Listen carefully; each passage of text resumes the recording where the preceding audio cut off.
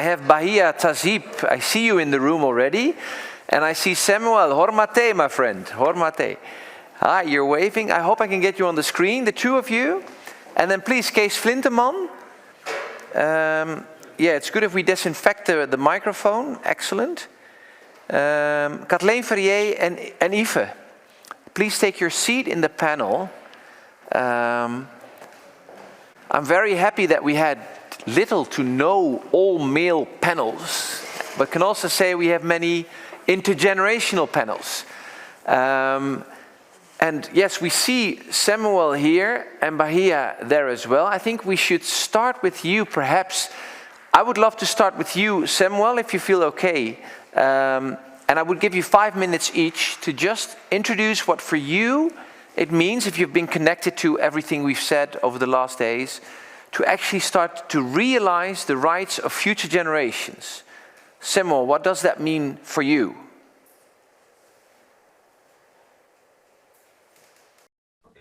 Yes, thank you, Jan.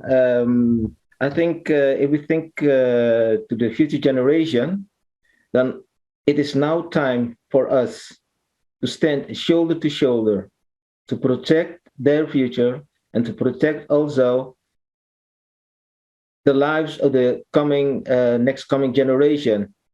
And by doing that, I think we have to realize that the time we have is very short. So we have to move forward and don't how to say that? Just stand with us, especially with indigenous people, because we already protect Mother Earth. We already protect nature. We already protect also the future of the next coming generation. So stand with us, shoulder to shoulder. That's what I want to say. Thank you. Thank you, SeMUel. And Bahia, we have you online as well. You're just entering a very colorful room. You're shining into our room as well. Would you like to comment on this? On young people and yes. Yeah. First of all, good afternoon, everyone. Wonderful to join you from The Hague.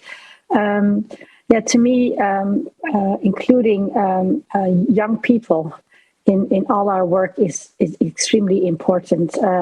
What we do today and how we act now directly impacts on the life of our future generations. So that's something that I'm always very aware of. And also, when we speak about human rights, it crosses borders, it crosses generations, they are timeless. So this awareness is extremely important in everything we do. I myself work a lot with young people in my work, and for me it's always refreshing. It's also challenging, and it broadens my my horizon and gives me new insights. So that's something I really find very important to do. And when we speak about intergenerational dialogue or meaningful youth participation, what does it actually mean? Often when I speak to young people and to our youth representatives, Aoife has been one of them, they often say, to me, we sometimes notice that they speak about young people, but they don't speak with us. Young, speak with us.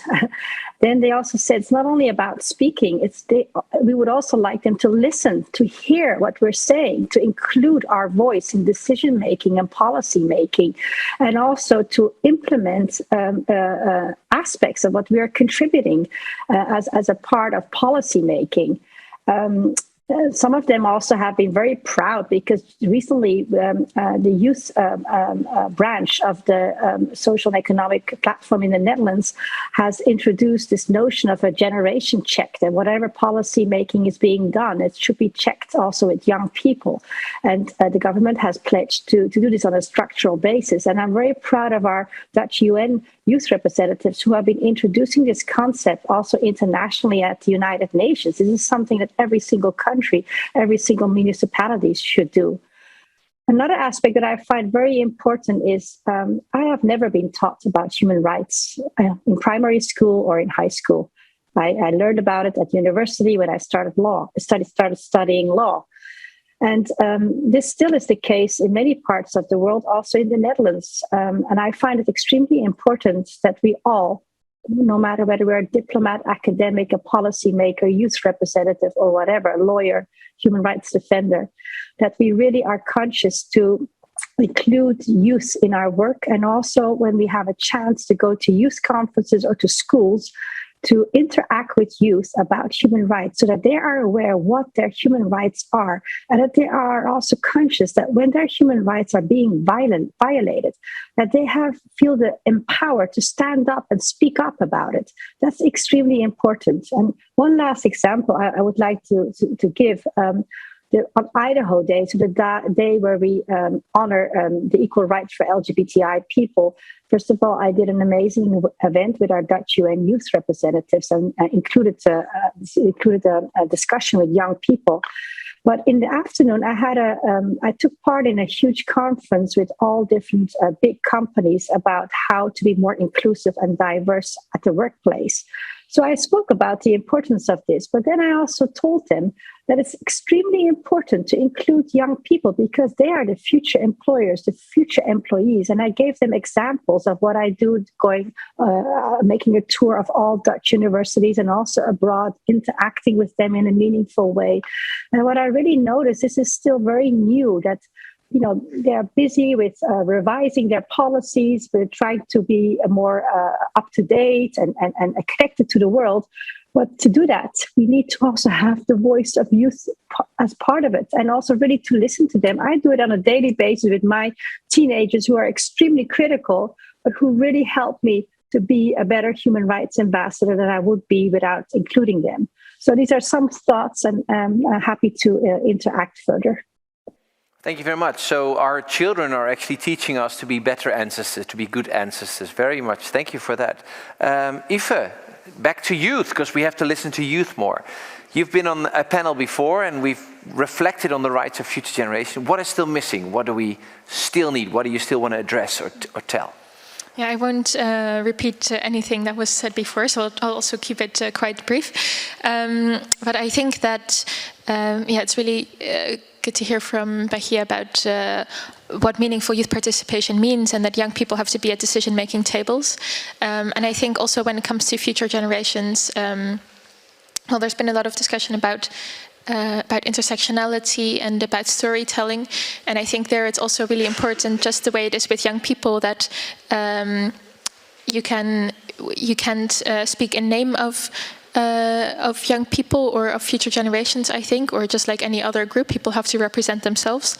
But we can take into account the concerns and how our decisions today might influence future generations. And I think that sort of at the core of understanding that is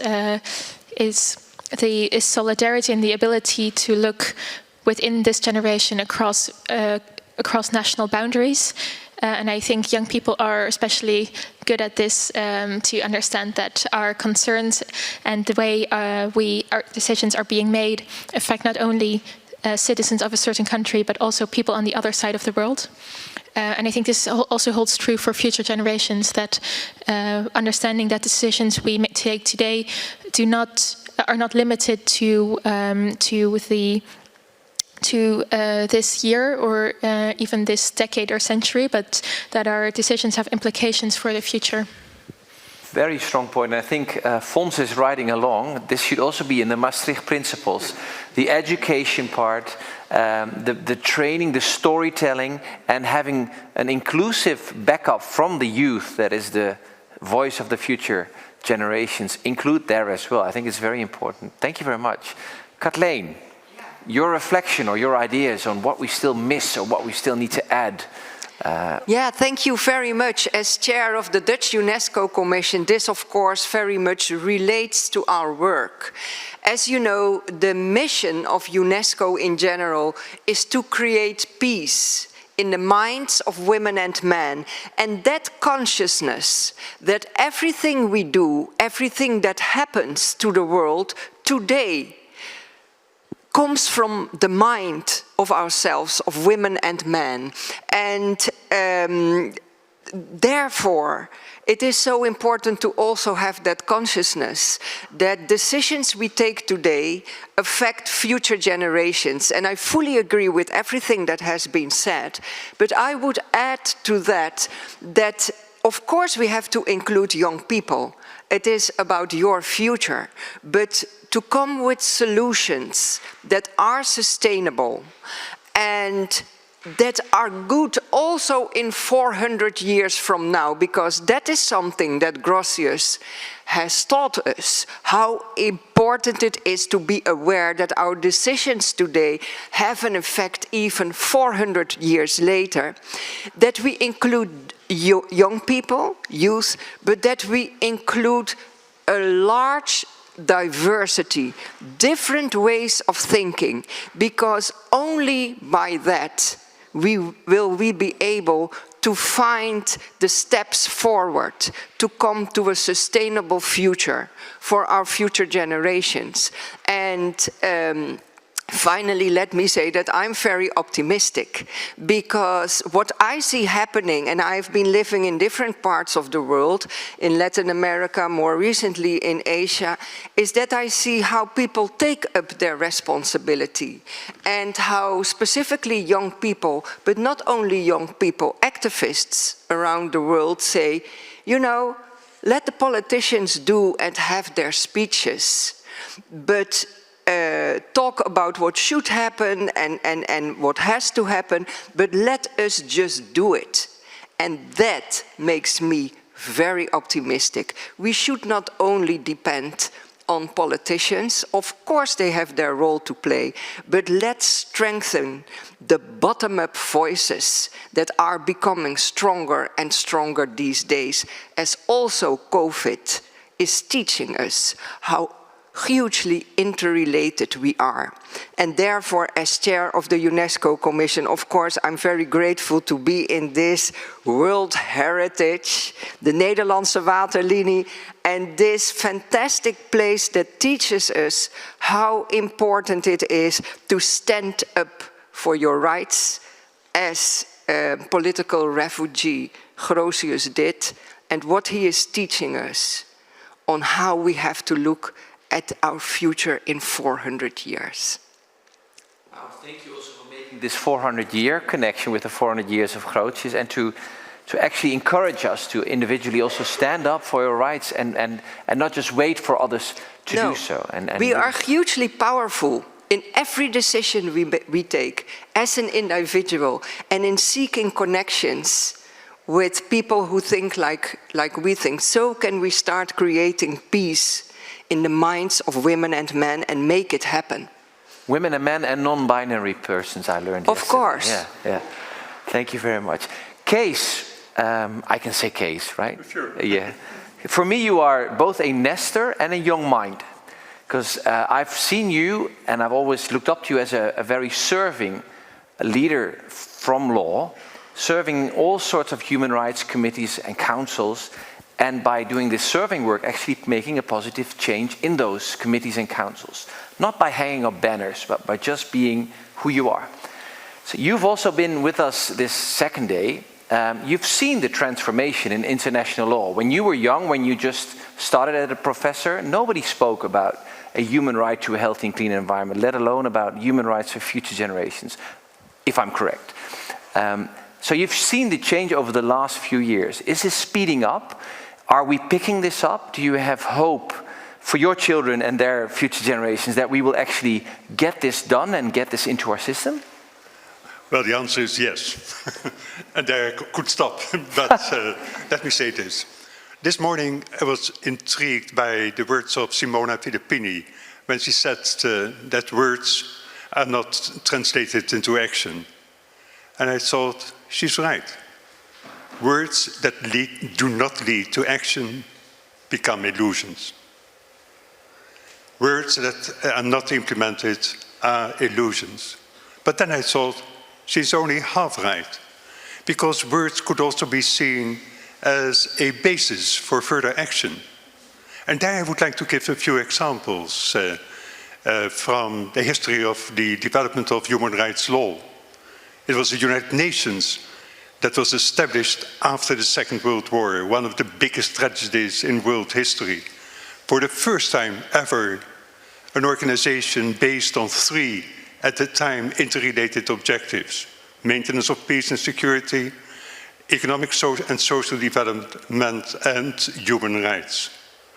And we still have, in 76 years later, we have the United Nations as an international forum where matters can be discussed from a holistic perspective.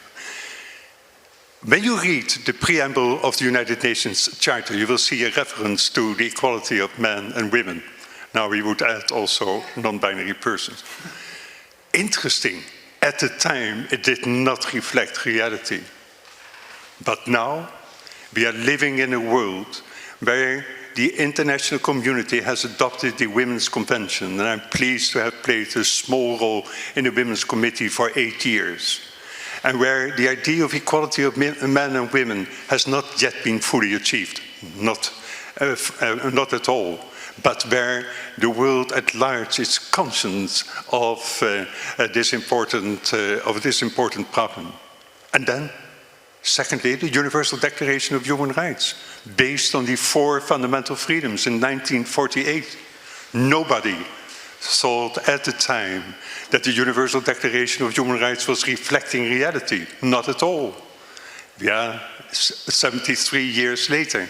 And the Universal Declaration of Human Rights, I think, has been transformed into an emerging universal culture, a universal culture of human rights, with human rights defenders in almost every country in the world taking up the cause of human rights. And we have a large machinery in place at the international level to pay attention to human rights violations, to expose human rights violations. I myself was involved in 1993 as the leader of the Netherlands government delegation to the World Conference on Human Rights. And let me say you that at the time, the most important sentence in the Declaration of Vienna was that the 172 states present agreed on the sentence that the universality of all human rights is beyond question. That was a point of no return. There is now indeed an emerging human rights culture. And that's also true, I think, for the topic which we are discussing today and which you have discussed yesterday. That is the human rights of future generations. And there, I think it would be important to use the existing international machinery, to improve it where necessary. And let me give you a few examples. Some examples were given by others today, just as the change of the mandate of the Trusteeship Council. Interesting. Such as the request for an advisory opinion on the rights of future generations from the International Court of Justice. Just as, and that's an idea of my own, to bring up every time I can in the reporting procedures before United Nations treaty bodies the issue of the rights of future generations, so as to tempt, so as to lead the various committees to come to a general comment, a general recommendation in which the committees emphasize and describe the importance of the rights of the human rights of future generations. And more examples could be given at the international level, but let me give you 2 examples at the national level. We do have a National Human Rights Institute in the Netherlands, the linchpin between the international system and the national system, the pivot. Wouldn't it be important to have within the National Institute of Human Rights a department which pays attention to the future, to the rights of future human rights generations? I think it would be important. Fortunately, and that's another suggestion, fortunately, we have here in the room a member of the Council of State. Wouldn't it be important to ask the Council of State in its assessment of each and every piece of legislation put before the Council of State to advise the government, to advise Parliament on the impact of such legislation, draft legislation, on the rights of future generations? We do not have to wait for politicians. We do have independent advisors to do so. That could be done, I think. And then, coming to a close, I think we, as you say, the senior members, you even called me a Nestor, we have a role to play. And that is to inspire young people not to give up, to take the international machinery serious, to continue to do that, because then, in the end, you will see results. Do not believe in quick fixes. We are not living in a world where that is possible. The interests are too different. But we are living in a world where there is an emerging common culture, and we should cherish that culture. We should listen to each other and try to convince each other. And that is the role of teachers. I've been a teacher. It's the role of those who have been experts, who have been working in the field, and who are still believing in the value of international multilateral cooperation, multilateralism. That would be my message. Thank you very much. And yeah, a big applause to that. I see one hand of our video panel. Can you give the pin, or can you give the word to Bahia? You can respond to this, and then I'm looking for questions in the audience. Please, go ahead. Yeah, it's a very short comment. I heard a few times we need to stand up for our rights, which I fully support. The comment that I wanted to make is, I strongly believe to stand up for our rights, that the term "our" should also be intergenerational. And I'll explain to you what I mean with that. Sometimes we need to stand up for the rights of future generations. In this respect, I'm extremely inspired by Sir Nigel Rodley, who was the UN Special Rapporteur on the prohibition of torture. He was visiting a country and he was visiting a prison in very dire circumstances, inhuman circumstances. And he said something beautifully to the prisoners. He said, and I quote, "I may not be able to help you other than by documenting your case in our report if you would like that. That is not going to necessarily make a great change in your situation. It might make a change in your children's situation." So the point that I'm making, I think we also should stretch and also see that in an intergenerational way. Sometimes we need to stand up, not only for our rights, our generation, but also our future generations. And I think this example of Sir Nigel Rodley also gives us inspiration how we can see things and how important this perspective is. So that was my short comment. Thank you. No, thank you. I think this is also very important that we focus on the we. And the Netherlands has a history of being more, so civil and political rights being more present. The I rights, I have a right to. And the economic, social and cultural rights. This is what we see also in the countries that have a right to a healthy environment, that have the future generations in their constitutions. I think we have much to learn in the West to stand up for our rights and not just for my rights. So very good point, Bahia.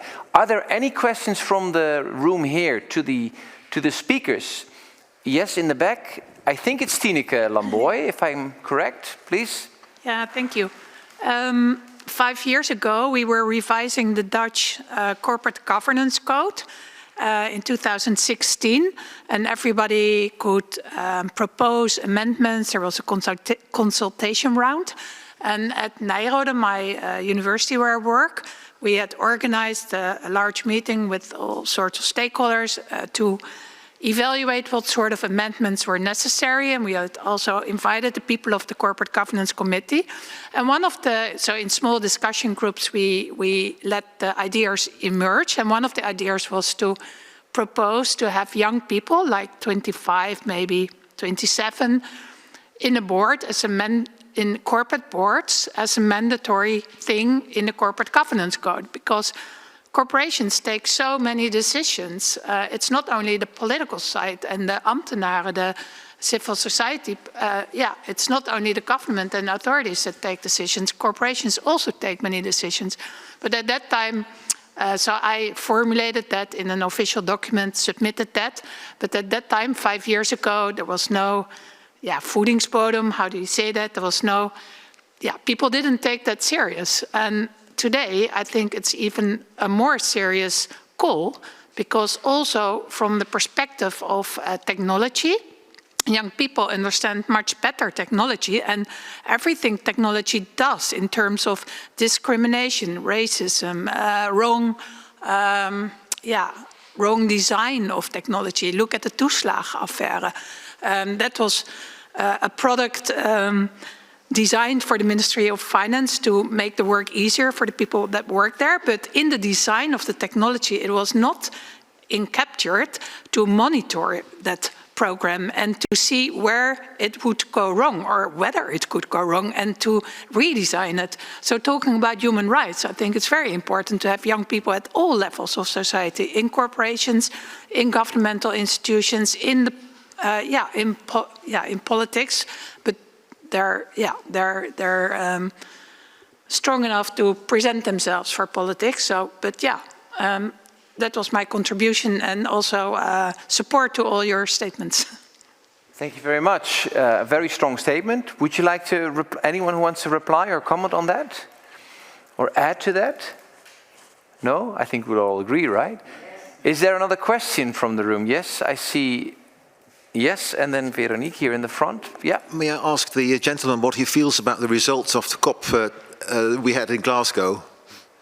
How he feels about the results that came out of the COP26? SeMUel? Yeah. SeMUel, did you hear that? What gentleman, I said, yeah. What do you think about the results that we got from the COP, the climate summit in Glasgow? To be honest, I'm not so. I didn't follow the COP26 in Glasgow, also due to some private situations, and so I'm not so familiar with the results of the Glasgow COP26. Hello? Yes, we hear you. Yeah. But maybe if you can just give a brief conclusion about it, maybe I can make my comment on that, if it's possible. Well, what I could say is that, or maybe the speaker who was asking the question. Yeah, well, what I could say is that was a very, and Aoife was there as well, a very positive vibe among everybody was there. There was the urgency, there was the willingness to act, there were agreements separate from the national agreements or the end-up declaration. And then the end-up declaration was weak again, or too weak to really realize a secure future on climate change. So what was written down as the Glasgow Declaration is weak or too weak. But what happened in the rooms and at the conference was very strong and very connecting. Is that a message of hope or of despair for our future generations? There were many, many indigenous people there as well, SeMUel. Yeah, I think the problem is that the voices of indigenous people hardly have been heard in those gatherings, and so we always stay outside the conference room. We always make a side event on it. We are not involved right into the core of the you can say maybe the negotiations about climate change.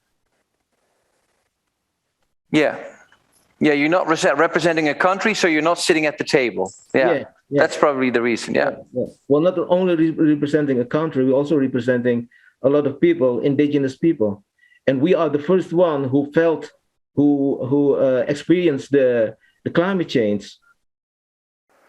So we've heard the call for representation of women, men, and non-binary persons, for youth, but I think representation of indigenous is crucial in this time and age as well, to come for a sustainable future for us and our future generations. Yes. I saw a hand here as well. Next question. I was just wondering, for the Maastricht principles, I've heard a lot of talk about human rights and rights for future generation, and separately there has been talk about rights of nature. We saw the reaction of our EU representative on, do you think there should be some rights of nature? And he really looked a little puzzled. He had to search for his answer. But in my feeling, I was with Doreen and we discussed the indigenous philosophies. if you don't secure the rights of nature, there are no future generations to come. So how do we sort of, in the principles, make sure that it's not only about human rights, but it's also about nature rights? Because I do think they should go hand in hand. It's not a question, I realize. But what do you think about this? That's a question. Anyone who wants to respond on that? Fons? There's a mic, yeah. And Cees as well, yeah. We are currently drafting these principles, and we depart from the existing Bill of Rights. So the perspective will be on human beings and the rights that they have. However, there will be a fine introductory part, a kind of preamble, in which we explain also the context. And I have no doubt that there will be references to the rights of nature. However, the declaration of the expert opinion itself will not deal in detail with these rights. So we have to be practical and take into account what is feasible and realistic. Thank you. And Cees? I would think that in the Maastricht Declaration, and I don't know the text yet, but it's connected to the city where I'm living, that there would be place for a similar article or articles as we have in the Universal Declaration of Human Rights. And that is that the Universal Declaration of Human Rights, in one of the last articles, provides for responsibilities of each and everyone. First, it's a catalogue of human rights, and then it said that everyone, every member of the society has responsibilities to the society in which he or she lives, in order to make it possible that everyone can enjoy his or her freedoms, his or her, sorry. I would think that in the Maastricht Declaration it would be important to also pay attention to the responsibilities of the future generations have. And that could include responsibilities vis-à-vis nature, either formulated in the form of duties of the individual, responsibilities of the individual, or of rights of nature, rights of others that have to be respected. And I think that could be the way forward. That would be my... Beautiful. I see Fons writing. Yeah, we'll take that along. And I think it's very nice. Also, the Human Rights Committee recently, in a new general comment, said that human rights obligations must inform the obligations under international environmental law, exactly, yeah, and vice versa. So they need to talk more together, yeah. I see a question from the chat, which is actually a statement, but we can respond to that. We might need a collective campaign about the basic problem of GDP growth for future generation. How do we see that? I think this is also what Werner addressed. If we don't address this now, this ends up at a bigger problem, GDP growth, and can we add that to something like the Maastricht principles? Anyone that wants to respond to that? Well, I think that in the beautiful and impressive statement of Nienke Lieberman, it became, I say it wrong, Nienke Laverman, yeah. It becomes so clear. We only believe in growth, and in the middle of the hustle, we don't see what we are doing. And it would, of course, be fantastic if a bit of that distance of our hustle of every day could become part of these Maastricht principles. And I would also like to add to that, I fully agree with what SeMUel was saying, the importance of indigenous people when we talk about the rights of nature. But I would add, it would not only be about their being present, but the willingness, the political will to learn from indigenous people and people who come from a different background. Just sitting around the table would not be enough. And something of that consciousness also would be important to have in our minds. Beautiful. Thank you very much. Aoife, anything you want to add to that as a youth member? You don't have to, but... I think it's okay. It's okay, good. And Cees, yeah? I think this will be one of the most difficult questions to solve in the Maastricht Declaration, and especially in international negotiations. If we mention growth, GDP growth, and a reduction or a stabilization of GDP growth, do we refer to the Western part of the world, to the rich part of the world? Does it imply that the other parts of the world cannot grow anymore economically? And there, I think, a very fine-tuned article has to be found as the basis for further discussion. This would be one of the points which I think would be most difficult to solve in the near future, but the beginning of the discussion should take place. And there, I think, the scholarly community through the Maastricht Declaration could contribute to a start of this debate. Thank you very much. And I think, Fons, we also need to write down that we really have to work on the meaningful participation. What does that mean in relation to future generations? Yeah, thank you very much. Doreen. Actually, my question or remark is a bit similar to what Kathleen said, but when you look at the Maastricht principles, sorry, I tried to speak a little louder, I often find that these kind of declarations are written from a more Western perspective, even if you have an international group. People come from their own scientific discipline, and it would be really nice that if you could make a reference to the wisdoms of all people, just in the same way as it's been done in the Earth Charter. They have beautiful wording in that, so maybe you could be inspired, or maybe even include an indigenous person in your working group. Okay. As a member of the drafting group, we have a Canadian Indigenous lawyer. SeMUel, you have your hand up. Do you want to say something or add something? Yes, I'd like to add something. Maybe let me try to explain to you what is going now through my mind, through my feelings, because I have experienced this many, many times when I get involved in such kind of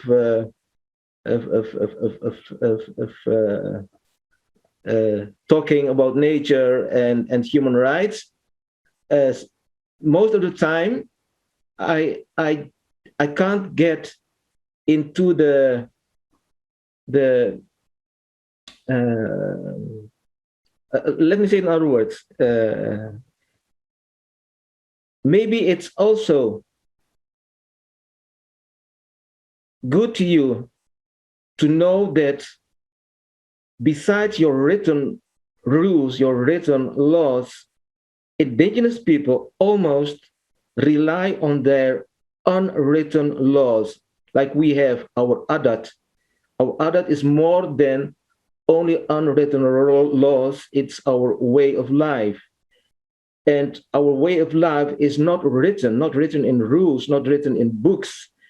So sometimes it is very difficult to us because we don't use terms like you always use, like sustainability and a lot of these words. So sometimes I feel like I am, it's very difficult for me to take part in your discussion. Because if you talk about sustainability, and it doesn't exist in my language, how can I participate in your discussion? You know what I mean? Can you understand me? Yes.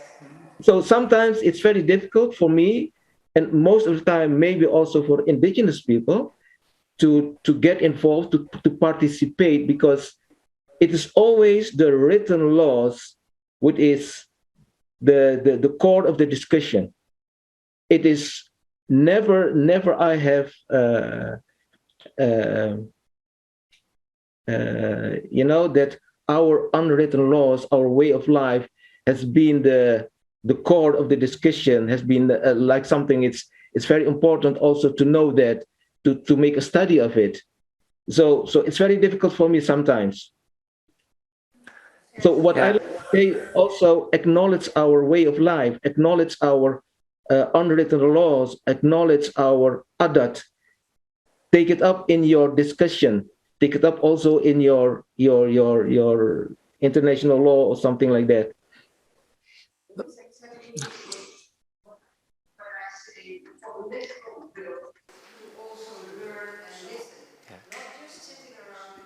and expecting other people to meet up with your way of looking at the world, at looking life, but the political will, the decision, the consciousness to learn from wisdom, from unwritten wisdom.